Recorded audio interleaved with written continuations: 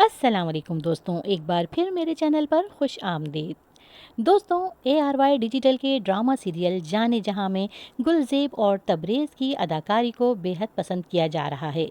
गुज़िश्ता किस्त में हमने देखा कि गुलज़ेब पर तबरेज़ की इनायात बढ़ती जा रही हैं, जिसकी वजह से गुलज़ेब हैरान भी है और परेशान भी। तबरेज़ गुलज़ेब से कहता है कि आपकी जो भी ज़रूरतें होंगी उसका ख्याल कंपनी रखेगी, इसमें कोई बुरी बात नहीं है। कंपनी में औरतें उस पर तंज के तीर बरसाती हैं।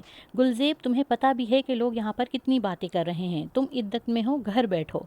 लेकिन गुलज़ेब इन औरतों को डांट देती है और कहती है कि आप लोगों के लिए ये सब कहना इसलिए आसान है क्योंकि आपका घर वाला मौजूद है, मेरे पास नहीं है। मैं यहाँ काम करने आई हूँ, आप लोग मुझे काम करने दें। लेकिन इस तरह की बातों से परेशान होकर गुलज़ेब मौलवी साहब के पास फतवा लेने जाती है और अपना मसला बताती है और पूछती है कि मैं बेवा हूँ, मेरे शौहर को बेदर्दी से कत्ल कर दिया गया है, मेरी जिम्मेदारी उठाने वाला कोई नहीं है। नौकरी तो है लेकिन इद्दत अभी पूरी नहीं हुई है, ऐसे में घर का खर्चा पानी मैं कैसे चलाऊं?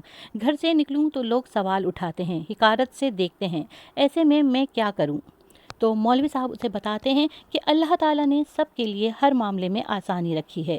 इन हालात में इजाज़त है कि औरत दिन के औकात में अपने काम पर चली जाए और शाम होने से पहले वापस आ जाए। मौलवी साहब कहते हैं कि अगर आपके वालिद भी हयात नहीं हैं और शौहर का साया भी नहीं है तो आप अल्लाह के अहकामात की पैरवी करते हुए घर से बाहर निकल सकती हैं। आप इसे फतवा समझें या अल्लाह ताला का हुक्म, दोनों बराबर हैं। कंपनी में मर्दों के साथ काम करने पर कंपनी में फिर खवातीन इस पर तंज बरसाती हैं, जिस पर गुलज़ेब गुस्से में आकर उनसे बोलती है कि मौलवी साहब से फतवा लेकर आई हूँ आप सबका मुंह बंद करने के लिए।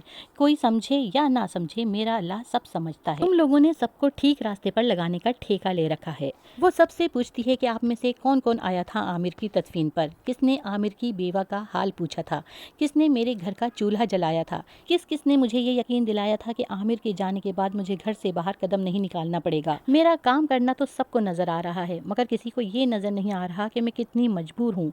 तमाम अफराद की निगाहें शर्मिंदगी से झुक जाती हैं। इतने में तबरेज़ ऑफिस से बाहर निकलकर सबको डांटता है और गुलज़ेब को ऑफिस में बुलाता है, इसको पानी पिलाता है, हमदर्दी करता है और कहता है कि बस मैंने सोच लिया है कि अब से आपका कैबिन अलग होगा।